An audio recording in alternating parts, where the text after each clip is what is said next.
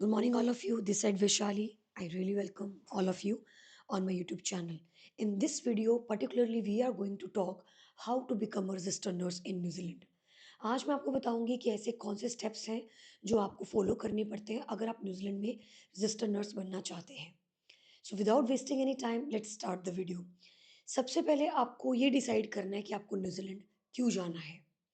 So guys यहाँ पर बहुत ही प्रैक्टिकल और ऑनेस्ट रिव्यू मैं आपको दूंगी कि जो स्टूडेंट्स हमारे पास आते हैं उनके माइंडसेट क्या होते हैं और वो क्यों न्यूजीलैंड पिक करते हैं. सबसे पहला माइंडसेट यही होता है कि न्यूजीलैंड इसलिए पिक किया जा रहा है बिकॉज उसमें एनक्लेक्स नहीं देना पड़ता. नंबर टू, एक रीज़न ये भी होता है कि आपका जो न्यूजीलैंड का ऑस्की है वो काफ़ी आसान है as compare to Australian OSCE. Number three, ये भी सुनने को मिलता है कि न्यूजीलैंड से आपका जो ऑस्ट्रेलिया का लाइसेंस है वो सेम ही रहता है. आप न्यूजीलैंड का लाइसेंस ऑस्ट्रेलिया में कन्वर्ट करवा सकते हैं, वो भी लगभग 1 से 2 हफ्ते के अंदर. इन बातों में से काफ़ी बातें सच हैं. फॉर एग्जांपल, यस, आपको इनफ्लेक्स नहीं देना पड़ता. नंबर टू, यस, ऑस्ट्रेलियन ऑस्की से न्यूजीलैंड ऑस्की काफ़ी आसान है. नंबर थ्री, आपका न्यूजीलैंड का लाइसेंस ऑस्ट्रेलिया में वैलिड है. अगर आप न्यूजीलैंड का लाइसेंस लेते हैं तो आपको और उसको कन्वर्ट करवाने में ज़्यादा टाइम भी नहीं लगता है और आप उसे कन्वर्ट करवा सकते हैं ऑस्ट्रेलियन लाइसेंस में और आपको ऑटोमेटिकली ऑस्ट्रेलिया की जो आरएनशिप है वो मिल जाती है. सो गाइस, कहीं ना कहीं ये जो रीजंस है वो बिल्कुल ही बहुत ज़्यादा जेन्युइन है. तो सबसे पहले मैं आपको ये बताऊंगी कि आरएन बना कैसे जाता है न्यूजीलैंड के अंदर. फिर मैं आपको बताऊंगी कि क्या करना है, क्या क्या स्टेप्स है जो आपको फॉलो करने हैं. So let's start. New Zealand New Zealand में अगर आप आयरन बनना चाहते हैं, सबसे पहले आपको ओईटी देना है. ओईटी एक इंग्लिश प्रोफिशिएंसी टेस्ट है जो कि न्यूजीलैंड में वैलिड है. अगर आप सोचें कि अगर आप पीटी दे सकते हैं तो आप पीटी नहीं दे सकते यहाँ पे. आपको उसकी आपको जो ओईटी है वो देनी ही पड़ेगी.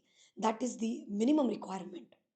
नंबर टू, ज़्यादातर जो यहाँ पे लोग हैं जो कि न्यूजीलैंड अप्लाई करते हैं उनके पास लगभग 1 साल से ज़्यादा का एक्सपीरियंस मिनिमम रिक्वायरमेंट में आता है.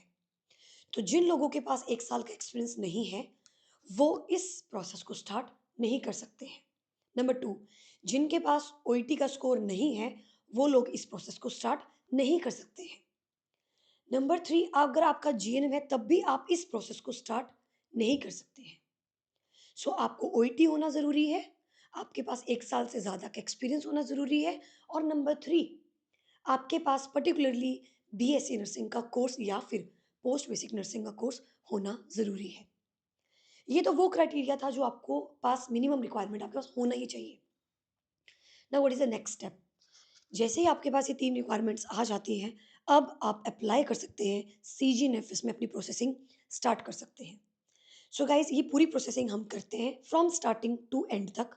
तो आपको कहीं भी भटकने की ज़रूरत नहीं है बिकॉज़ अगर आप कहीं पे भी प्राइस चेक करोगे, people will tell you around like 1 lakh, 1 lakh 50, and I am genuinely telling you, New Zealand के आरएन के प्रोसेस की इतनी अवेयरनेस नहीं है लोगों के अंदर, स्टूडेंट्स में अभी भी नहीं है. जिसकी वजह से बच्चे लगभग 1-1 डेढ़-डेढ़ लाख रुपया एजेंसीज़ को पे करते हैं. जो एजेंसीज़ उन्हें ऑस्की ट्रेन भी नहीं करती हैं, जो एजेंसीज़ उन्हें सीबीटी ट्रेंड भी नहीं करती हैं, सिर्फ़ और सिर्फ़ आपको जो है वो जेन्युइन डाटा देती है, जेन्युइन प्रोसेसिंग आपकी करती है और लगभग 1 से डेढ़ लाख आपका ले लेते हैं. बट गाइज़, अगर आप अपनी सीजीएनएफएस की प्रोसेसिंग स्टार्टिंग से एंड तक करवाना चाहते हैं बहुत ही चीप प्राइस में, आप हमें कॉन्टैक्ट कर सकते हैं. बाकी इट्स ऑल योर कॉल, आप कहीं से भी करवा सकते हो, मैटर नहीं करता है, आपके ऊपर डिपेंड करता है. सो फर्स्ट, ये 3 चीज़ें आपके पास होनी चाहिए. नंबर 2, सीजीएनएफएस की प्रोसेसिंग स्टार्ट होती है, थोड़ी-सी लेंथी होती है, काफ़ी लेंथी होती है, बट घबराने की कोई बात नहीं है. जितनी टाइम आपकी प्रोसेसिंग चल रही है, उतना टाइम आपको दूसरा स्टेप करना है, दैट इज़ सीबीटी की तैयारी. मैंने तो ये भी सुना है कि सीबीटी के सिलेबस को लोग बेचते हैं लगभग 10-10, 15-15 हज़ार में. ओनली सिलेबस सीबीटी का सेल किया जाता है. बट यहाँ पे मैं आपको बताती हूँ, सीबीटी एक कॉम्पिटिटिव एग्ज़ाम है काइंड ऑफ, बट ये कंप्यूटर बेस्ड टेस्ट है. इसमें आपको जो भी आपकी मेडिकल, सर्जिकल, थोड़ी बहुत गायनी, फार्मा जो भी आपने बीएससी नर्सिंग में पढ़ा है, उसी बेसिस पे आपको वो डाटा आता है.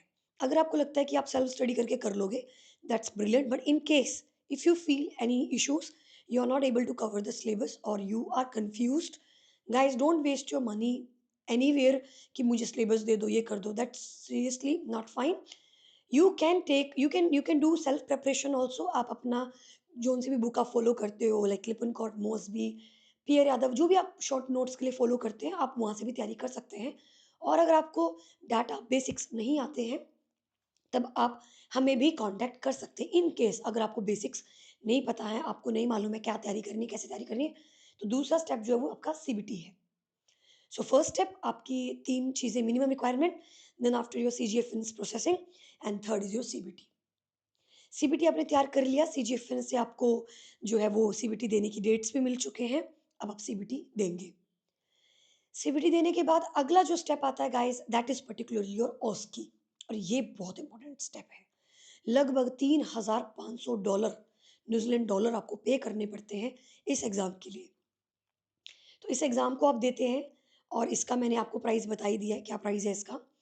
ये ऑस्की की जो प्रिपरेशन है वो बहुत इंपॉर्टेंट है, and we are lucky to tell you that कि पूरे नॉर्थ साइड में, साउथ में होंगे ब्रांचेस, मतलब the coaching centres where they provide coaching for New Zealand ऑस्की, but in north side we are very privileged, and we are very happy कि हम आपको ट्रेन कर सकते हैं। हम आपको ऑस्की के लिए ट्रेन कर सकते हैं। आपका जो ऑस्की का प्रिपरेशन है, उस एग्ज़ाम में आपको 10 स्टेशंस आते हैं, उन 10 स्टेशंस को पास करना होता है। एंड जैसे कि हम जानते हैं कि हमें रिक्वायरमेंट नहीं पता है कि वो चाहते क्या है, क्या 10 में से 7 को वो पास करते हैं, या 10 में से जिनके 8 स्टेशन सही है उनको वो पास करते हैं। There is no such criteria, you will get the mail pass और fail.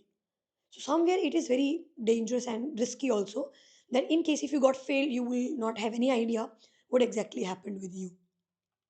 But we are going to train you very very well, so that examiner will get impressed by you, and definitely he gonna hire you. He will think that yeah, she's a safe nurse and we can hire her. So somewhere she will pass you. But वो मेहनत पे depend करता है, आपकी तैयारी, आपके communication skills, आपकी safety skills, इन सब चीज़ों पे डिपेंड करता है। इसीलिए न्यूजीलैंड ऑस्की 1 साल का एक्सपीरियंस तो शुरू से ही मांग लेता है। तो कहीं ना कहीं ऑस्की में आपके क्लिनिकल स्किल्स को असेस किया जाता है, and we are going to help you with that. So you have completed the minimum requirements. You have started your CGFNS. You got CBT. Okay, and then after you have also done your OSCE. अब यहाँ पर CBT और OSCE के बीच में एक step और है, that is visa. तो वो भी हम लोग ही डील करेंगे, आपको कुछ भी नहीं करना है, कुछ भी नहीं करना है आपको। आपको सिर्फ़ और सिर्फ़ पढ़ाई करनी है, दैट्स इट। आपका जो वीज़ा है ऑस्की न्यूज़ीलैंड में जाके होता है, तो आपको वीज़ा चाहिए होता है उसके लिए, वो वीज़ा में भी हम आपकी हेल्प करेंगे। बाकी आप वीज़ा कहीं से भी लगवा सकते हो, आपके ऊपर डिपेंड करता है, but we are also providing the options, and then after it's all your call. You want to go by some other agents, you can go, that's not a big problem. वो आपकी मर्ज़ी है, because आपकी call है वो। But guys, ये सारा process जो है, ऑस्की के बाद आपका जो लाइसेंस है वो बनकर आ जाता है, और जैसे ही आपके पास लाइसेंस आ जाता है, अगर आप इस लाइसेंस को ऑस्ट्रेलिया में कन्वर्ट करवाना चाहते हैं, we can also help you with that. और अगर आप न्यूज़ीलैंड में ही कुछ साल काम करना चाहते हैं, तो आप वो भी कर सकते हैं। इवन जो रिक्रूटमेंट एजेंसीज़ हैं, उनके साथ भी हम कॉन्टैक्ट करने की कोशिश कर रहे हैं। हमारी जो टीम है, वो ट्राई कर रही है कि कैसे भी करके, बिकॉज़ स्टूडेंट्स काफ़ी जा रहे हैं, and somewhere they are working over there, and we really getting references. तो हम चाहते हैं कि रिक्रूटमेंट एजेंसी से भी कॉन्टैक्ट हो, ताकि आप लोगों को आगे फर्दर जॉब में भी प्रॉब्लम ना आए। Currently, we are struggling with that recruitment part, but soon, like within 6 months or 7 months, definitely we will have a good command over that also. So, guys, if you want to become a New Zealand nurse, this is the whole process. And one thing, don't think कि अगर आप बहुत पैसा लगा रहे हैं, that is not money, that is investment. आप अपने फ्यूचर के ऊपर इन्वेस्टमेंट कर रहे हैं, और this is a very beautiful country, बहुत ही सुंदर कंट्री है, और एक ऐसी कंट्री है भाई जो आपको पीआर तक की अपॉर्चुनिटी दे रही है, और आपका लाइसेंस सिर्फ न्यूजीलैंड तक ही नहीं वैलिड है, आप उसको ऑस्ट्रेलिया में भी कन्वर्ट कर सकते हैं। इससे अच्छा क्या होगा। So guys, if you are interested in this process, आप अपना CGFS का प्रोसेस स्टार्ट कर सकते हैं, but again I am telling you, it is not easy, it requires lot of patience and practice. CBT is not easy, it requires a lot of patience and practice. And OSCE is also not easy, it requires a lot of patience and hard work. So if you are mentally prepared, if you are financially prepared, yes, I want to do it, anyhow I want to do it, you can join us.